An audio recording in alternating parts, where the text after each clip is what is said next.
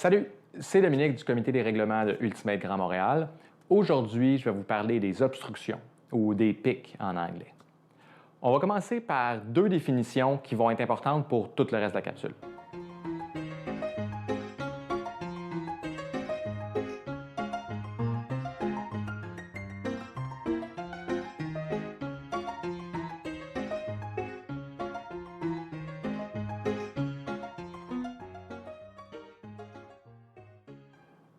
Donc, on voit dans cette définition-là qu'il y a une notion de distance, mais aussi de réactivité.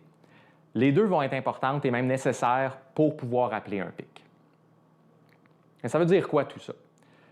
Premièrement, ça veut dire que pour appeler un pic, il faut avoir un minimum de 3 joueurs impliqués. Il pourrait en avoir 4, 5, 6, peu importe, mais il ne peut pas en avoir 2. Un pic à 2 joueurs, ça n'existe pas. Ensuite, ça veut dire que le mouvement d'un joueur offensif fait en sorte qu'un joueur défensif gardant un joueur est gêné par la présence d'un troisième joueur qui, lui, pourrait être offensif ou défensif, ça n'a pas d'importance.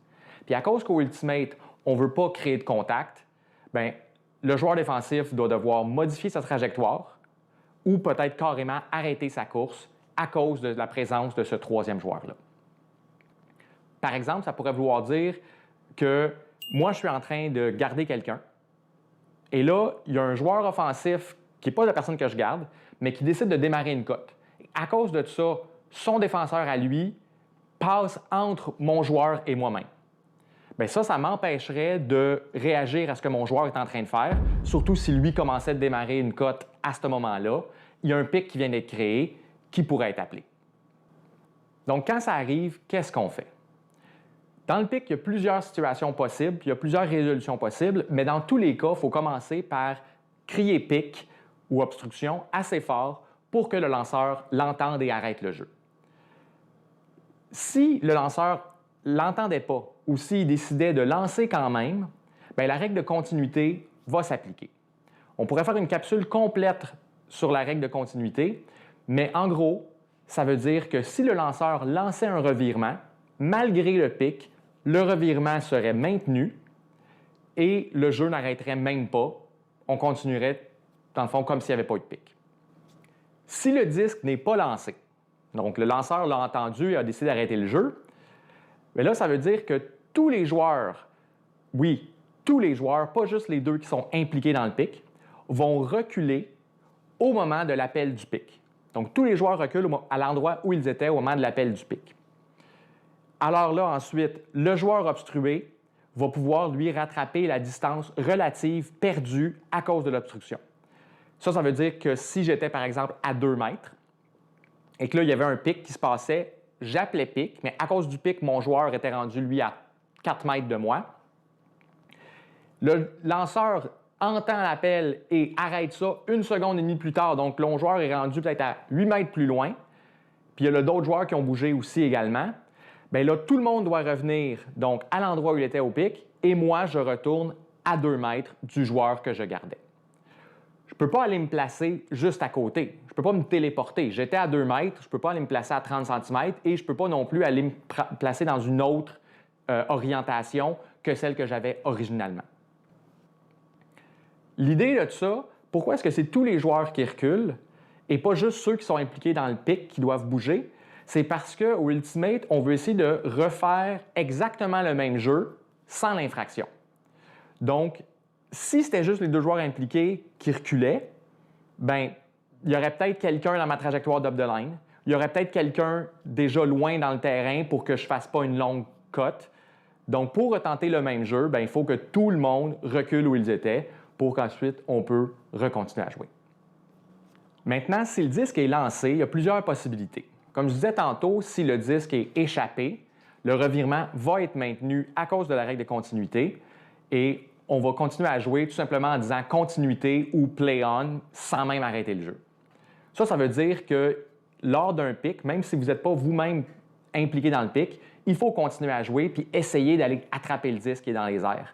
Puis en fait, dans n'importe quel appel, si c'est sécuritaire de le faire, vous devriez toujours continuer à jouer puis essayer d'aller attraper le disque.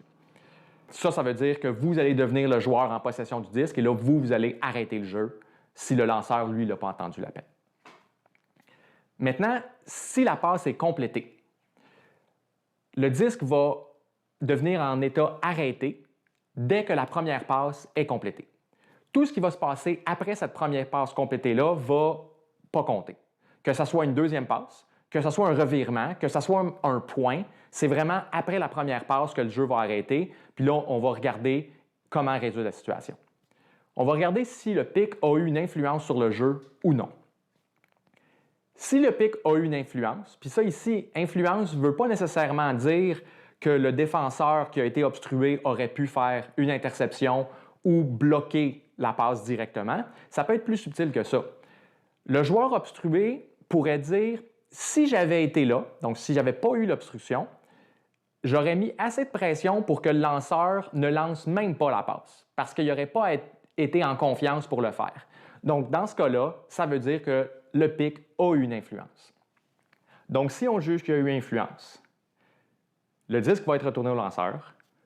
Tous les joueurs, encore une fois, tous les joueurs, vont retourner au moment de l'appel du pic ou au moment du lancer, dans le cas où le pic a été appelé pendant que le disque était dans les airs ou était en train d'être lancé. Le joueur obstrué, lui, va rattraper la distance perdue et on va recommencer le jeu par une validation avec le compte atteint plus 1, maximum de 6. C'est au moment de l'appel du pic ou du lancer, parce que vu qu'on veut reprendre le même jeu, c'est impossible de reprendre avec un disque à moitié dans les airs, donc c'est le compromis qu'on fait, on recommence au moment du lancer. Si on juge que le pic n'a pas eu d'influence, soit parce que le disque a été lancé à un joueur qui n'était pas défendu par le joueur obstrué, ou parce que le joueur obstrué admet lui-même qu'il n'aurait pas pu empêcher que la passe parte, puis il n'aurait pas pu faire d'interception ou faire de bloc sur la passe, elle aurait été attrapée quand même. Donc, dans le fond, la seule conséquence du pic, c'est qu'il y a une distance qui a été perdue. Mais dans ce cas-là, le receveur va garder le disque, le joueur obstrué va rattraper la distance perdue et on va recommencer par une validation. C'est le seul cas où, dans le fond, le seul joueur qui se déplace, c'est le joueur obstrué puis il n'y a personne d'autre qui revient en arrière parce qu'on va garder les résultats de la passe. C'est important d'appeler les pics sans influence parce que si on ne le fait pas, ça crée une genre de distorsion dans le jeu. Ça crée une séparation artificielle. Et peut-être que le joueur qui s'est démarqué à cause du pic, 2 ou 3 passes plus loin, c'est lui qui va attraper le point. Si on avait appelé le pic, il n'y aurait pas eu cette séparation-là et le jeu aurait évolué différemment. Puis ça, on ne peut pas le savoir si on n'appelle pas le pic. Puis 2 ou 3 passes plus loin, quand le point est marqué, là, on se rend compte qu'on aurait dû le faire, mais là, il est vraiment trop tard. Donc, il faut les appeler. C'est vraiment la meilleure pratique. Une question qu'on pose souvent, c'est est-ce qu'il peut y avoir des pics dans une défensive de zone?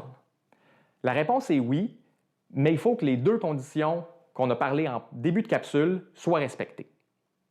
La distance et la réactivité. Si ces deux conditions-là sont respectées, il peut y avoir un pic. Mais sinon, on ne pourra pas. Ça veut dire, par exemple, moi, je suis la marque ou le rabbit. Je suis en train de garder un joueur A. Je suis en train de faire mon compte. Ce joueur-là lance à un joueur B. Je veux déplacer pour aller vers le joueur B pour initier le compte. Mais au moment où je fais cette transition-là, je ne suis pas encore en train de garder le joueur B, je suis en train de garder le joueur A. Donc, s'il y avait quelqu'un qui était dans mon chemin et qui m'empêchait d'aller rejoindre le joueur B aussi rapidement que je voulais, je ne peux pas appeler un pic parce que je ne suis pas encore en train de garder le joueur B, je suis en train de garder le joueur A. Donc, il y avait un joueur qui était là, il avait le droit d'être là, puis oui, il est dans mon chemin, Si par contre, j'étais déjà à l'intérieur du 3 mètres et en train de surveiller activement le joueur B et que là, il y avait quelqu'un qui passait, là, les conditions sont respectées et je peux appeler pic totalement. Ça m'empêchait d'aller appliquer une bonne marque comme j'aurais voulu. Donc, dans certains cas, c'est possible. Dans certains cas, ce n'est pas possible. Ça va dépendre vraiment de est-ce que je suis en train de garder la personne, et ça, c'est à l'intérieur de 3 mètres, et en train de réagir à ses mouvements. J'espère que ça va démystifier un peu comment appeler le pic et comment les résoudre. Il y a plein de subtilités, je le sais, mais on rappelle qu'au Ultimate, on a fait l'engagement d'être honnête et intègre. Donc, en discutant, on va pouvoir échanger les perspectives et trouver la bonne résolution. Puis on va reprendre le jeu rapidement. Sur ce, je vous dis merci. À la prochaine capsule. Amusez-vous!